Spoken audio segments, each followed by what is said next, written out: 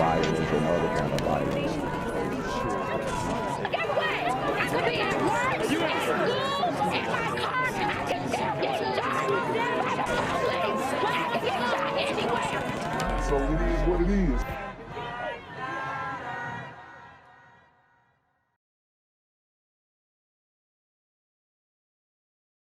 What's good, cyberspace? It's the Black Gen Z Mindset. Make sure you go ahead and like, comment, share, subscribe, and let's get into the video. The state's decision to move some juvenile offenders to Angola has sparked fierce controversy, even from the federal judge who allowed the transfer. Well, juvenile justice advocates, they say that they highlight some serious dark secrets about the Louisiana prison system, saying teenagers there are often abused and turn suicidal. Tonight, investigative reporter Mike Perlstein introduces us to one of those inmates whose family says they're concerned for his very survival. Alonzo Defillo Jr. was known as Peewee by his family because he shares his father's name. The name Peewee does a really good job of describing him physically. He was tiny. Peewee was the oldest child in a loving family, but in his early teens, hardship struck with a vengeance. When he was 14, he found his grandmother dead at their home. Peewee was already diagnosed with mental health problems, and when he turned 15, darkness descended again. He found his mother dead as well in the bathtub.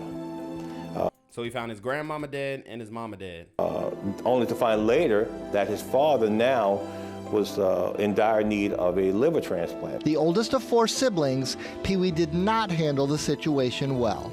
He lost. It's painful to talk about, you know? But anyway, he lost it, he cut up. Peewee started getting into fights at school. Then he began breaking into cars. Later, he found himself in the juvenile justice system after getting caught in a stolen car. His family says he borrowed the car, not knowing it was stolen. It's just from one thing to the next, and it was all petty stuff, you know? But it was enough for a juvenile judge to put Peewee on an ankle bracelet, a move that his family welcomed, especially his 3 uncles, who were all career New Orleans police officers. And that's good. You know, he had the familial support who wanted to see, you know, they wanted to see better for him. But sometimes, you know, with these traumatic experiences that he experienced, I'm not trying to minimize that. I, too, you know, had a similar experience where, you know, when my mother passed away, you know, we found her in the bathtub, passed away as well.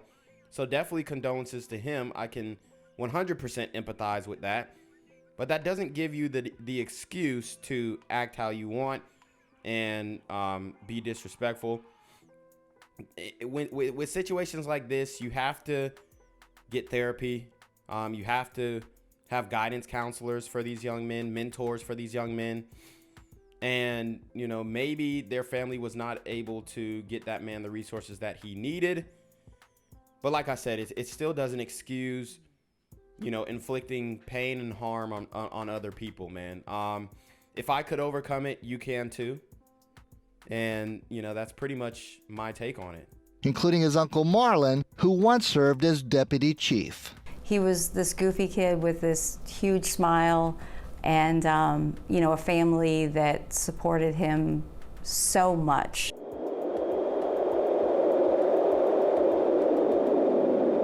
And he kind of settled down. He did well in school. He went back to school. He did very well. That day he left, he hasn't been home since. Peewee and 3 other juveniles were accused in a string of carjackings and robberies in New Orleans and Jefferson Parish. Prosecutors decided to try all the kids as adults. Peewee was 15. One police report listed him as 5 feet 2 inches tall, 113 pounds.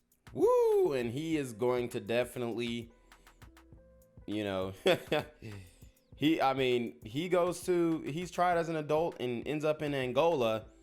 And we know the homosexuality that occurs in the New Orleans prisons.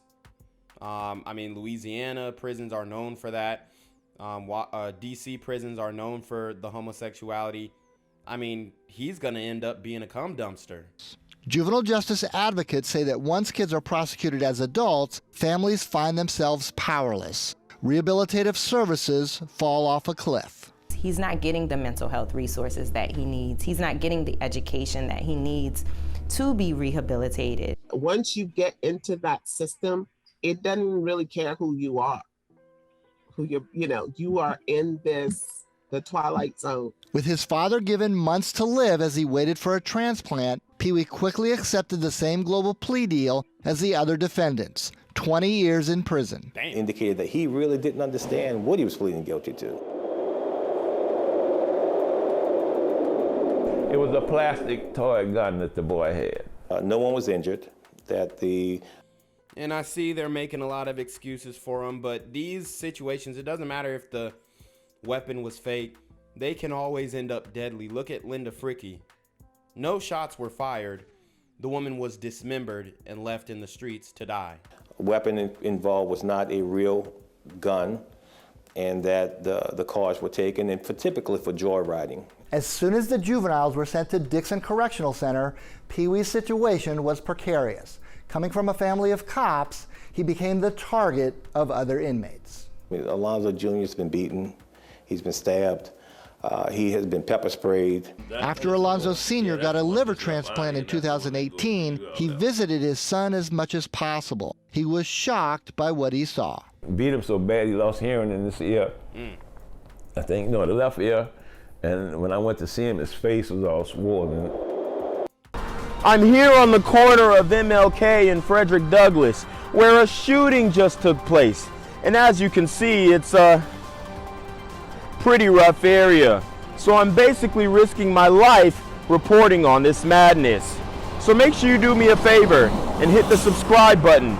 Like the video, hell, share the video. And make sure you go ahead and leave a comment down in the comments section to continue the discussion on how we can find solutions to all this son violence in the streets. I'm Jenquavius Jackson, here live, reporting from Atlanta, Georgia, BGZM News 17. I mean, did he try and get down with the wrong clique? Is he, does he have little man syndrome, Napoleon syndrome, behind those walls? They said he was pepper sprayed. The inmates don't have pepper sprayed. Those are the COs. So is he getting attitudes with the guards? Is he getting disrespectful? All these things have to be factored in. But then when you put a vulnerable child or someone dealing with mental health issues in that environment, it's a form of torture. At 5 a.m. One morning, when Alonzo Jr. turned 18, he was on a bus headed to Angola. The Louisiana State Penitentiary at Angola, a plantation turned into a sprawling prison farm, has largely shed its label as the nation's bloodiest prison. But it remains a grim place, with more than 70% of the inmates doing life. Yet somehow, while only serving 20 years, Peewee was sent there. Corrections officials told the family it would be easier to protect him. Sherry Deach, a juvenile public defender who once and y'all know them lifers don't give a damn. They're willing to do any and everything because they know they're going to be there for the rest of their lives. Represented Peewee was surprised by a call from him. He had been pepper sprayed in his cell, and the guards were not allowing him out to even wash the pepper spray out of his eyes. We reached out to state prison officials, but we have not heard back. We want to ask specifically about one recent stretch in his stay at Angola. Someone who went to prison as a 15-year-old serving a 20-year sentence ended up on Angola's death row. How does that strike you? It's appalling. It's infuriating. I mean, again, no child should end up in an adult system, let alone. I mean, and I don't completely agree with that. I mean, some of these kids are demon seeds. It sounds like he had a mouth, because they're not just going to pepper spray you for no reason. Seems like they're not taking that into account. I can imagine that this kid probably is very disrespectful. Okay? Doesn't respect authority. Doesn't respect his cellmates. Doesn't respect the inmates around him. And that's kind of what happens when you don't, play ball. See, in prison, the respect is huge.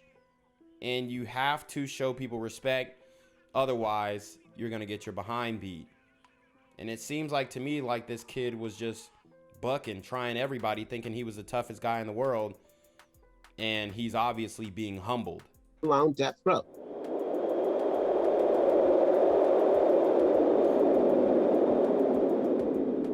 Oh, and I called up there and said, why is my child on death row? Oh, we gotta find somewhere to put him. Peewee is off death row now. He is still locked up most of the time in solitary confinement, but some phone privileges have been restored. During these calls, his family tries to... And they just don't take away your phone privileges either. He had to lose those privileges. Understand that. ...sound optimistic. There are times when I can hear that he's lost hope, and that most recently he said, I don't think I'll ever get out of here. He's fighting for his life. You know, I think it's terrible. Every time I call somebody, they done notified one of the guards and they go after him about me calling up there. And they got to the point where he was like, Dad, don't call up here no more. The family says they feel paralyzed about what to do next. So they reached out to Channel 4 and enlisted legal help from civil rights attorney Caroline Gabriel. She does most of the calling now. A lot of communication with the prison. It's difficult to make any real change because, you know, we do get a lot of pushback. This case is a terrible example of how bad it can go when we treat children like adults. Well, I mean, how about the way that these super teen gremlins on demon time treat other people? You got to think about that as well.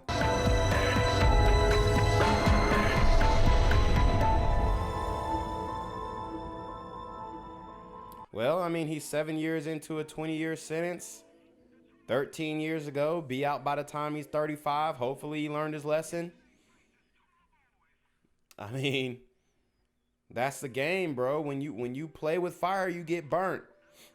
So it really is hard to feel sorry for these guys, especially when we covered stories like the one that we covered yesterday about the super gremlins who are jacking cars and with infants in them. It's hard to feel sorry for that. That was Mike Pearlstein reporting. Because Defillo pleaded guilty, his appeal rights are limited, but the family's new attorney is trying to craft an appeal on a humanitarian or civil rights claim. Gang violence and other kind of violence. Get away! I could be at work, at school, in my car, and I can still get shot by the police. I can get shot anywhere. So it is what it is.